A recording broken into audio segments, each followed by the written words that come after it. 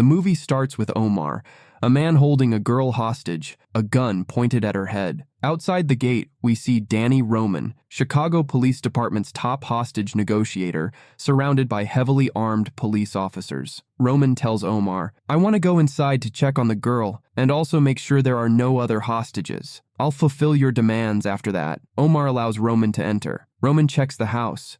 As he reaches the window, a sniper positioned in the opposite building shoots Omar. At the same time, Roman's team rescues the girl, and Omar is arrested. In the next scene, Roman and his partner Nate Ronick are about to leave in a car. Nate says, "My informant told me that some officers from our own department stole money from the disability fund. He says they stole around $2 million and that this goes right up the chain of command. I'm telling you this because you're on the disability fund's board, and if this case gets out, you'll be in trouble." My informant also mentioned Inspector Terrence Niven's name. He's involved, so be careful. Next, we see Nate receiving a message. "Meet me at Franklin Park at 11:30. The message is from Danny Roman. Nate arrives at the park and waits for Roman, but a man walks up and kills Nate. It appears someone is trying to frame Roman. A short while later, the police arrive. As Roman checks Nate, he realizes this is no coincidence. Several detectives question Roman, who tells them the truth, everything Nate had told him. The next day, Nate's funeral takes place. Many police officers visit Roman's house. They have a search warrant. During the search, they find a file containing checks deposited into a foreign bank account. The amount of these checks matches the amount stolen from the disability fund. Roman is taken to the police station where no one believes him. The police chief orders Roman to surrender his gun and badge until the Internal Affairs Division investigates the matter thoroughly. Roman protests, but the chief refuses to listen. Internal Affairs calls Roman in for questioning. An officer says, "Roman, tell us the truth. Why did you kill Nate? Who else is involved? If you don't tell the truth by tomorrow,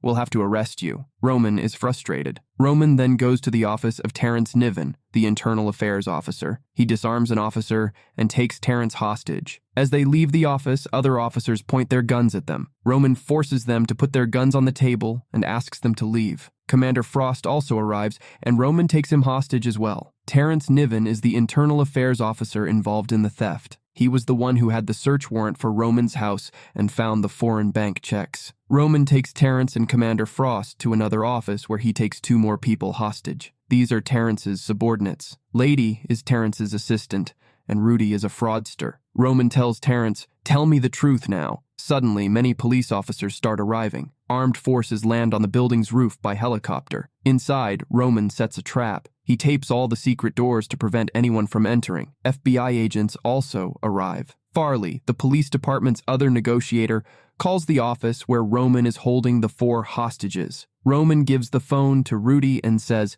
"I'll only negotiate with Chris Savian. If he's not on the line in 20 minutes, I'm killing 1 hostage." The police call Chris Savian, who is also a top-level negotiator like Roman. Meanwhile, Farley talks to Roman on the phone and tries to negotiate. Roman, in anger, fires a shot upwards. He then speaks into a radio. "I've been wronged. First, my friend Nate was killed, then I was accused of his murder, and then they accused me of stealing from the fund. That's why I had to take these drastic measures." Roman's words are heard by the police officers, the media, and Chris Savian, who is in his car. Roman then questions Terrence about Nate and the funds, but Terrence lies. Roman notices Terrence's body language and realizes that he is lying. Chris Savian arrives at the scene. Roman and Chris, both the best negotiators in the department, begin talking. Roman lays out his demands. "First, I want my police badge back. Second, I want a departmental funeral if I die. Third, I want Nate's informant brought in immediately. He's the only one who can clear my name in this conspiracy. Fourth, find out who killed my partner. Figure all this out in 8 hours, or I'm killing the hostages." Roman then says, "I want to talk to you face to face." Chris Savian puts on a bulletproof vest and starts walking up the stairs. Meanwhile, Roman removes Rudy's handcuffs and takes him towards the door. He plans to kill Rudy if anyone tries to be smart when Chris enters. Chris reaches the office. He asks Roman, "I don't even know you. Why did you call me?"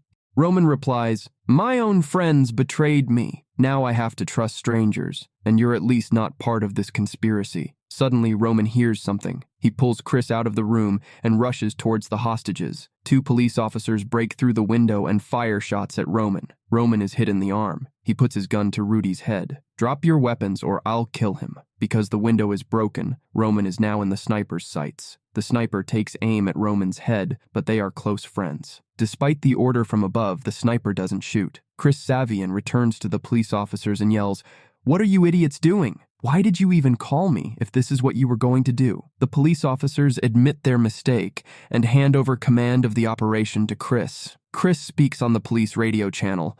"All command is now under my control. No action without my orders." Roman, in a rage, stands near the window and yells, "According to regulations, the police department tries to rescue the hostages by negotiating, but you guys tried to kill me without caring about the hostages because you're scared your conspiracy will be exposed." Roman then walks towards the 2 police officers who broke in and tapes one's mouth shut. He then shoots the man. The police officers panic, believing Roman has killed a hostage. Roman then removes flashbangs from the officers' vests. At the same time, the police cut the building's lights. Roman asks Maggie, Terrence's assistant, "Do you know anything about this conspiracy?" Maggie replies, "I don't know anything." Terrence keeps all his files on his computer. Roman then calls Chris. "I'm coming up to you," Chris says. Roman takes Frost to the door at gunpoint. Chris arrives. Roman demands, "Turn on the lights and bring food and blankets for the hostages." Chris instead asks for a hostage. Roman lets Frost go. The lights are turned on. Roman orders Rudy to check Terrence's computer. Rudy, an expert in computers, has carried out various online frauds. As they search the computer, they find recordings of conversations between Nate and Roman. Roman realizes that Terrence had planted bugs on Nate to listen to his conversations. Roman then calls Chris on a private line and says, "I found some recordings on Terrence's computer. It seems like he's been lying from the beginning and Nate's wife might know something about this case. Get information from her and I'll give you another hostage." At the same time, Officer Hellman tells Chris, "Why don't we send a unit through the ventilation system to the room above the hostages? That way, we can act if necessary." Chris agrees, but says, "No action without my order." Hellman then approaches a man named Alan and says, "We're going through the vent, and you take your chance to kill Roman." It becomes clear that Hellman and Alan are part of the conspiracy and are ready to kill Roman without orders. Rudy then checks Terrence's computer and tells Roman, "The disability fund is like insurance. These 3 cops were creating fake documents to get money, and these documents came to you for signature. You trusted your colleagues and signed them. That's why your signature is on all the foreign bank account checks." Rudy adds, "I've done this kind of fraud before." Meanwhile, Chris brings a man and says, "This is Nate's informant." Roman checks the man's profile and realizes that he cannot be Nate's informant.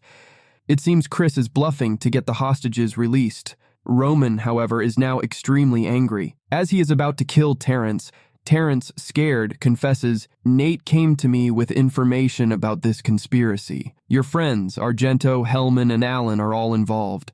I have proof of this." As Terrence is telling the truth, Hellman and his accomplice, who are listening from the vent, panic. Hellman shoots the vent to destroy Terrence's computer, which erases the evidence. A fierce shootout begins between Hellman and Roman. Armed police officers try to enter from outside, but Roman throws flashbangs at them. Chris repeatedly orders them to stop firing, but no one listens. Roman continues to be fired upon, and in the crossfire, Terrence is shot and killed. Chris forces the officers to stop firing. He calls Roman and asks him about the situation.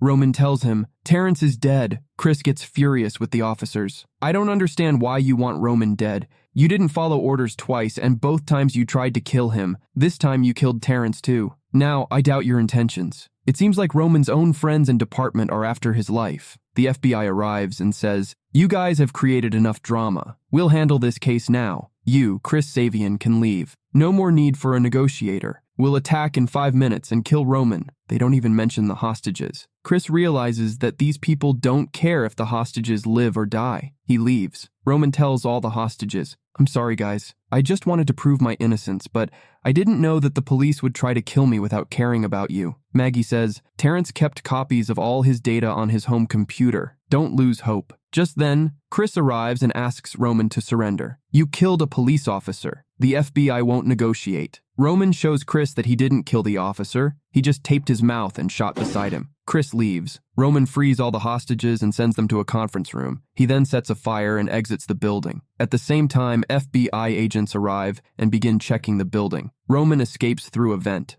Roman sneaks behind the building and gets into Chris's car. This was all part of their plan. They go to Terrence's house and check his computer. Meanwhile, the police officers question Rudy and Maggie, but they don't trust the police. Under duress, Maggie confesses that Roman went to Terrence's house. Upon hearing this, Hellman, Argento, and Allen drive to Terrence's house. Roman sees them from the window. He grabs Chris's radio and hides. "If you enter the house, I'll kill you all," he warns over the radio. At the same time, Commander Frost arrives. Roman is surprised to see him there. Frost tells Hellman to leave. Chris realizes that something is wrong. He gets up, takes Roman outside, and shoots him. He then tells Frost, "I know you're the mastermind behind this conspiracy, and I have the evidence. I want 50% of the stolen money." Frost replies, "I don't have that much money. I can only give you 40%. In return, give me the evidence disc." Chris hands the disc to Frost. Frost breaks the disc. He walks out of the house to find numerous police officers arresting Hellman, Allen, and Argento. A voice comes over the radio. It's Chris asking for help. "Roman is injured. Send a doctor." Frost understands the whole game. Chris had shot Roman in a place that wouldn't kill him. Frost's conversation inside was overheard by the police officers, and the conspiracy was now completely exposed. Frost tries to commit suicide, but a police officer shoots him in the shoulder before he can do so. Chris comes to Roman and apologizes for shooting him. The movie ends here.